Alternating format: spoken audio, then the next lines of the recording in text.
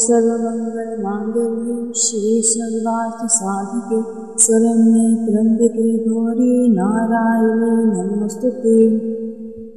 आप सभी श्रद्धालु भक्तों का मंत्रवाणी चैनल में हार्दिक स्वागत है, जहां मंत्रों की शक्ति के साथ हम जीवन की हर बाधा, दुख और दरिद्रता को हराकर सुख, शांति और समृद्धि की ओर बढ़ते हैं।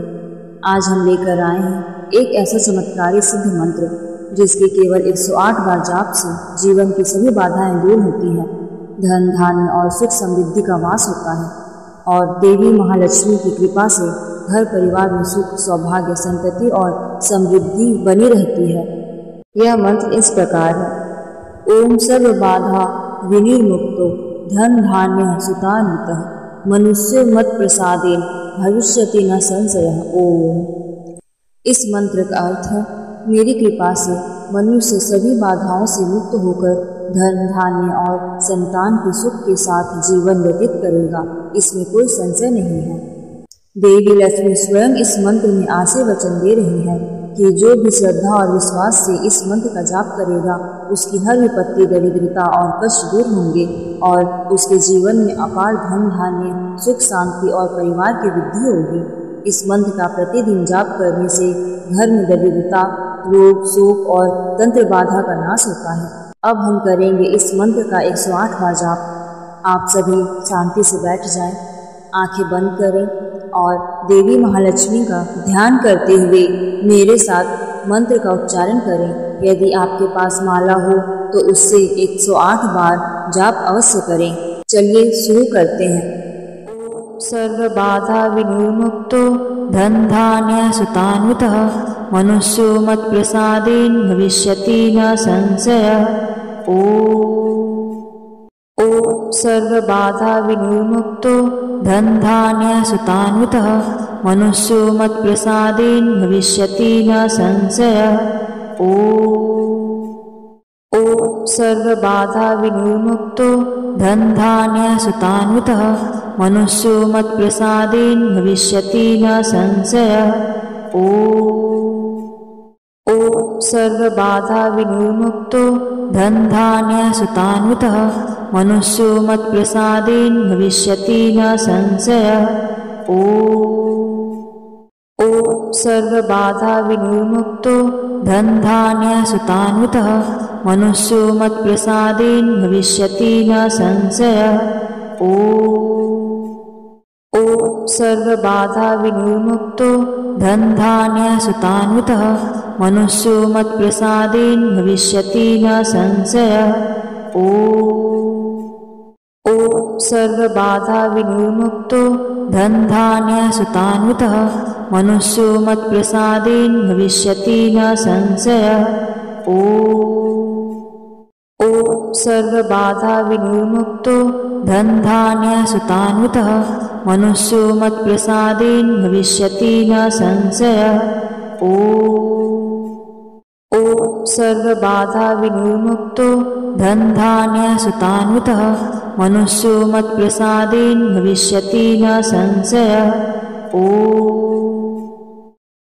सर्व बाधा विनिर्मुक्तो धन धान्य सुतान्वितः मनुष्यो मत प्रसादेन भविष्यति न संशयः। ओम सर्व बाधा विनिर्मुक्तो धन धान्य सुतान्वितः मनुष्यो मत प्रसादेन भविष्यति न संशयः।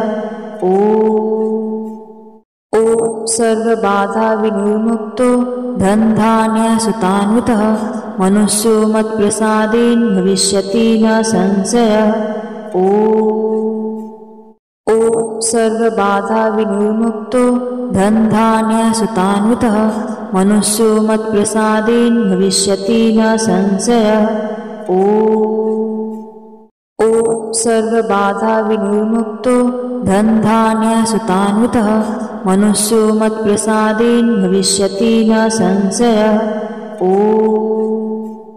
ओम सर्व बाधा विनिर्मुक्तो धन धान्य सुतान्वितः मनुष्यो मत प्रसादेन भविष्यति न संशयः। ओम सर्व बाधा विनिर्मुक्तो धन धान्य सुतान्वितः मनुष्यो मत्प्रसादेन भविष्यति न संशयः। ॐ सर्वबाधा विनिर्मुक्तो धनधान्यसुतान्वितः मनुष्यो मत्प्रसादेन भविष्यति न संशयः। ॐ सर्वबाधा विनिर्मुक्तो धनधान्यसुतान्वितः मनुष्यो मत्प्रसादेन भविष्यति न संशयः। ॐ सर्वबाधा विनिर्मुक्तो धनधान्यसुतान्वितः मनुष्यो मत्प्रसादेन भविष्यति न संशयः। ॐ सर्वबाधा विनिर्मुक्तो धनधान्यसुतान्वितः मनुष्यो मत्प्रसादेन भविष्यति न संशयः। ॐ सर्वबाधा विनिर्मुक्तो धनधान्यसुतान्वितः मनुष्यो मत्प्रसादेन भविष्यति न संशयः। ॐ सर्वबाधा विनिर्मुक्तो धनधान्यसुतान्वितः मनुष्यो मत्प्रसादेन भविष्यति न संशयः। ॐ सर्वबाधा विनिर्मुक्तो धनधान्यसुतान्वितः मनुष्यो मत्प्रसादेन भविष्यति न संशयः। ॐ सर्वबाधा विनिर्मुक्तो धनधान्यसुतान्वितः मनुष्यो मत्प्रसादेन भविष्यति न संशयः। ॐ सर्वबाधा विनिर्मुक्तो धनधान्यसुतान्वितः मनुष्यो मत्प्रसादेन भविष्यति न संशयः। ॐ सर्वबाधा विनिर्मुक्तो धनधान्यसुतान्वितः मनुष्यो मत्प्रसादेन भविष्यति न संशयः।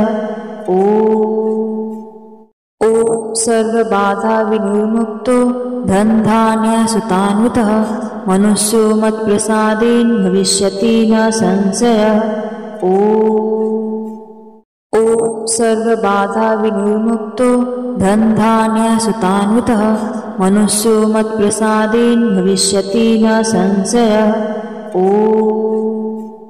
ॐ सर्वबाधा विनिर्मुक्तो धनधान्यसुतान्वितः मनुष्यो मत्प्रसादेन भविष्यति न संशयः। ॐ सर्वबाधा विनिर्मुक्तो धनधान्यसुतान्वितः मनुष्यो मत्प्रसादेन भविष्यति न संशयः। ॐ सर्वबाधा विनिर्मुक्तो धनधान्यसुतान्वितः मनुष्यो मत्प्रसादेन भविष्यति न संशयः। ॐ सर्वबाधा विनिर्मुक्तो धनधान्यसुतान्वितः मनुष्यो मत्प्रसादेन भविष्यति न संशयः। ॐ सर्वबाधा विनिर्मुक्तो धनधान्यसुतान्वितः मनुष्यो मत्प्रसादेन भविष्यति न संशयः। ॐ सर्वबाधा विनिर्मुक्तो धनधान्यसुतान्वितः मनुष्यो मत्प्रसादेन भविष्यति न संशयः। ॐ सर्वबाधा विनिर्मुक्तो धनधान्यसुतान्वितः मनुष्यो मत्प्रसादेन भविष्यति न संशयः। ॐ सर्वबाधा विनिर्मुक्तो धनधान्यसुतान्वितः मनुष्यो मत्प्रसादेन भविष्यति न संशयः। ॐ सर्वबाधा विनिर्मुक्तो धनधान्यसुतान्वितः मनुष्यो मत्प्रसादेन भविष्यति न संशयः। ॐ सर्वबाधा विनिर्मुक्तो धनधान्यसुतान्वितः मनुष्यो मत्प्रसादेन भविष्यति न संशयः। ॐ सर्वबाधा विनिर्मुक्तो धनधान्यसुतान्वितः मनुष्यो मत्प्रसादेन भविष्यति न संशयः। ॐ सर्वबाधा विनिर्मुक्तो धनधान्यसुतान्वितः मनुष्यो मत्प्रसादेन भविष्यति न संशयः। ॐ सर्वबाधा विनिर्मुक्तो धनधान्यसुतान्वितः मनुष्यो मत्प्रसादेन भविष्यति न संशयः। ॐ सर्वबाधा विनिर्मुक्तो धनधान्यसुतान्वितः मनुष्यो मत्प्रसादेन भविष्यति न संशयः। ॐ सर्वबाधा विनिर्मुक्तो धनधान्यसुतान्वितः मनुष्यो मत्प्रसादेन भविष्यति न संशयः। ॐ सर्वबाधा विनिर्मुक्तो धनधान्यसुतान्वितः मनुष्यो मत्प्रसादेन भविष्यति न संशयः। ॐ सर्वबाधा विनिर्मुक्तो धनधान्यसुतान्वितः मनुष्यो मत्प्रसादेन भविष्यति न संशयः। ॐ सर्वबाधा विनिर्मुक्तो धनधान्यसुतान्वितः मनुष्यो मत्प्रसादेन भविष्यति न संशयः। ॐ सर्वबाधा विनिर्मुक्तो धनधान्यसुतान्वितः मनुष्यो मत्प्रसादेन भविष्यति न संशयः। ॐ सर्वबाधा विनिर्मुक्तो धनधान्यसुतान्वितः मनुष्यो मत्प्रसादेन भविष्यति न संशयः। ॐ सर्वबाधा विनिर्मुक्तो धनधान्यसुतान्वितः मनुष्यो मत्प्रसादेन भविष्यति न संशयः। ॐ सर्वबाधा विनिर्मुक्तो धनधान्यसुतान्वितः मनुष्यो मत्प्रसादेन भविष्यति न संशयः। ॐ सर्वबाधा विनिर्मुक्तो धनधान्यसुतान्वितः मनुष्यो मत्प्रसादेन भविष्यति न संशयः। ॐ सर्वबाधा विनिर्मुक्तो धनधान्यसुतान्वितः मनुष्यो मत्प्रसादेन भविष्यति न संशयः। ॐ सर्वबाधा विनिर्मुक्तो धनधान्यसुतान्वितः मनुष्यो मत्प्रसादेन भविष्यति न संशयः। ॐ सर्वबाधा विनिर्मुक्तो धनधान्यसुतान्वितः मनुष्यो मत्प्रसादेन भविष्यति न संशयः।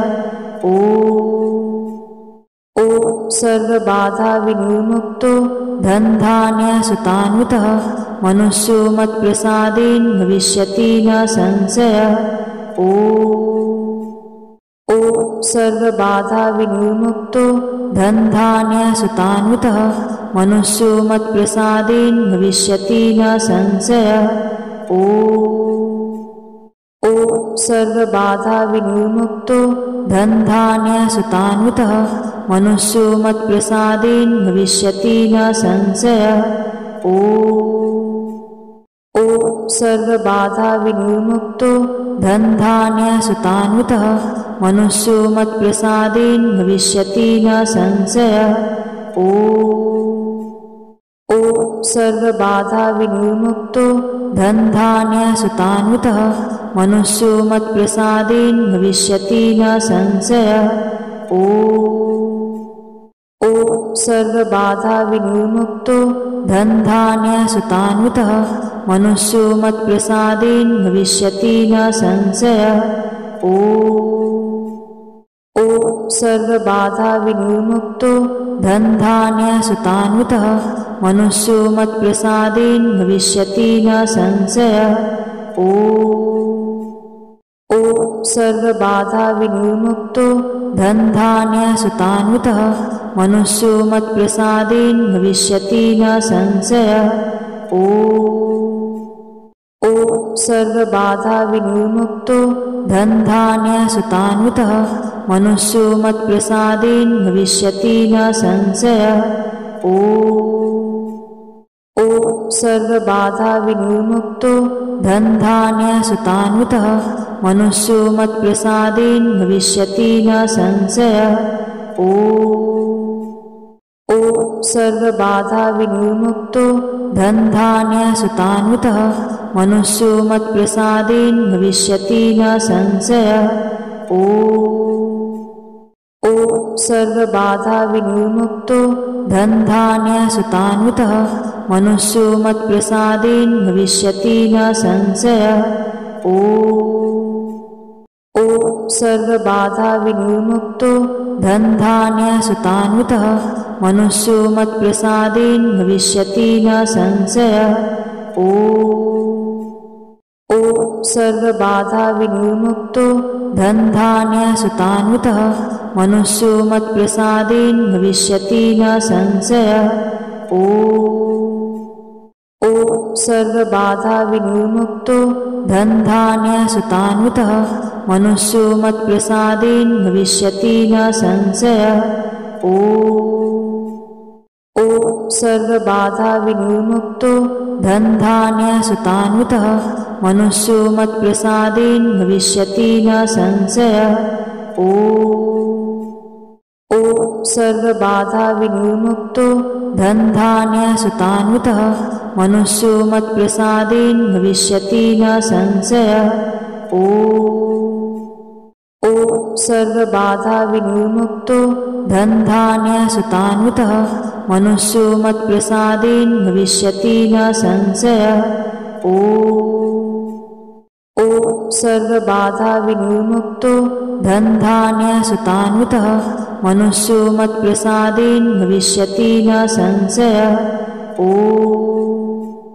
ॐ सर्वबाधा विनिर्मुक्तो धनधान्यसुतान्वितः मनुष्यो मत्प्रसादेन भविष्यति न संशयः। ॐ सर्वबाधा विनिर्मुक्तो धनधान्यसुतान्वितः मनुष्यो मत्प्रसादेन भविष्यति न संशयः। ॐ सर्वबाधा विनिर्मुक्तो धनधान्यसुतान्वितः मनुष्यो मत्प्रसादेन भविष्यति न संशयः। ॐ सर्वबाधा विनिर्मुक्तो धनधान्यसुतान्वितः मनुष्यो मत्प्रसादेन भविष्यति न संशयः। ॐ सर्वबाधा विनिर्मुक्तो धनधान्यसुतान्वितः मनुष्यो मत्प्रसादेन भविष्यति न संशयः। ॐ सर्वबाधा विनिर्मुक्तो धनधान्यसुतान्वितः मनुष्यो मत्प्रसादेन भविष्यति न संशयः। ॐ सर्वबाधा विनिर्मुक्तो धनधान्यसुतान्वितः मनुष्यो मत्प्रसादेन भविष्यति न संशयः। ॐ सर्वबाधा विनिर्मुक्तो धनधान्यसुतान्वितः मनुष्यो मत्प्रसादेन भविष्यति न संशयः। ॐ सर्वबाधा विनिर्मुक्तो धनधान्यसुतान्वितः मनुष्यो मत्प्रसादेन भविष्यति न संशयः। ॐ सर्वबाधा विनिर्मुक्तो धनधान्यसुतान्वितः मनुष्यो मत्प्रसादेन भविष्यति न संशयः। ॐ सर्वबाधा विनिर्मुक्तो धनधान्यसुतान्वितः मनुष्यो मत्प्रसादेन भविष्यति न संशयः। ॐ सर्वबाधा विनिर्मुक्तो धनधान्यसुतान्वितः मनुष्यो मत्प्रसादेन भविष्यति न संशयः। ॐ सर्वबाधा विनिर्मुक्तो धनधान्यसुतान्वितः मनुष्यो मत्प्रसादेन भविष्यति न संशयः। ॐ सर्वबाधा विनिर्मुक्तो धनधान्यसुतान्वितः मनुष्यो मत्प्रसादेन भविष्यति न संशयः। ॐ सर्वबाधा विनिर्मुक्तो धनधान्यसुतान्वितः मनुष्यो मत्प्रसादेन भविष्यति न संशयः। ॐ सर्वबाधा विनिर्मुक्तो धनधान्यसुतान्वितः मनुष्यो मत्प्रसादेन भविष्यति न संशयः। ॐ सर्वबाधा विनिर्मुक्तो धनधान्यसुतान्वितः मनुष्यो मत्प्रसादेन भविष्यति न संशयः। ॐ सर्वबाधा विनिर्मुक्तो धनधान्यसुतान्वितः मनुष्यो मत्प्रसादेन भविष्यति न संशयः। ॐ सर्वबाधा विनिर्मुक्तो धनधान्यसुतान्वितः मनुष्यो मत्प्रसादेन भविष्यति न संशयः। ॐ सर्वबाधा विनिर्मुक्तो धनधान्यसुतान्वितः मनुष्यो मत्प्रसादेन भविष्यति न संशयः। ॐ सर्वबाधा विनिर्मुक्तो धनधान्यसुतान्वितः मनुष्यो मत्प्रसादेन भविष्यति न संशयः। ॐ सर्वबाधा विनिर्मुक्तो धनधान्यसुतान्वितः मनुष्यो मत्प्रसादेन भविष्यति न संशयः। ॐ सर्वबाधा विनिर्मुक्तो धनधान्यसुतान्वितः मनुष्यो मत्प्रसादेन भविष्यति न संशयः। ॐ सर्वबाधा विनिर्मुक्तो धनधान्यसुतान्वितः मनुष्यो मत्प्रसादेन भविष्यति न संशयः। ॐ सर्वबाधा विनिर्मुक्तो धनधान्यसुतान्वितः मनुष्यो मत्प्रसादेन भविष्यति न संशयः। ॐ सर्वबाधा विनिर्मुक्तो धनधान्यसुतान्वितः मनुष्यो मत्प्रसादेन भविष्यति न संशयः। ॐ सर्वबाधा विनिर्मुक्तो धनधान्यसुतान्वितः मनुष्यो मत्प्रसादेन भविष्यति न संशयः। ॐ सर्वबाधा विनिर्मुक्तो धनधान्यसुतान्वितः मनुष्यो मत्प्रसादेन भविष्यति न संशयः। ॐ सर्वबाधा विनिर्मुक्तो धनधान्यसुतान्वितः मनुष्यो मत्प्रसादेन भविष्यति न संशयः। ॐ सर्वबाधा विनिर्मुक्तो धनधान्यसुतान्वितः मनुष्यो मत्प्रसादेन भविष्यति न संशयः। ॐ सर्वबाधा विनिर्मुक्तो धनधान्यसुतान्वितः मनुष्यो मत्प्रसादेन भविष्यति न संशयः। ॐ सर्वबाधा विनिर्मुक्तो धनधान्यसुतान्वितः मनुष्यो मत्प्रसादेन भविष्यति न संशयः। ॐ सर्वबाधा विनिर्मुक्तो धनधान्यसुतान्वितः मनुष्यो मत्प्रसादेन भविष्यति न संशयः। ॐ सर्वबाधा विनिर्मुक्तो धनधान्यसुतान्वितः मनुष्यो मत्प्रसादेन भविष्यति न संशयः। ॐ सर्वबाधा विनिर्मुक्तो धनधान्यसुतान्वितः मनुष्यो मत्प्रसादेन भविष्यति न संशयः। अब आप सभी ने 108 बार इस दिव्य मंत्र का जाप पूर्ण किया। देवी लक्ष्मी की असीम कृपा आप सब पर बनी रहे। आपके जीवन में कोई बाधा, दरिद्रता और संकट कभी ना आए। यदि आपको यह जाप पसंद आया हो तो लाइक, शेयर और मंत्रवाणी चैनल को सब्सक्राइब अवश्य करें और कमेंट में जय महालक्ष्मी माता लिखकर देवी को प्रणाम करें। आप सभी के जीवन में सुख, समृद्धि और आनंद सदैव बना रहे। ओम श्रीं ह्रीं श्रीं महालक्ष्म्यै नमः। जय महालक्ष्मी माता।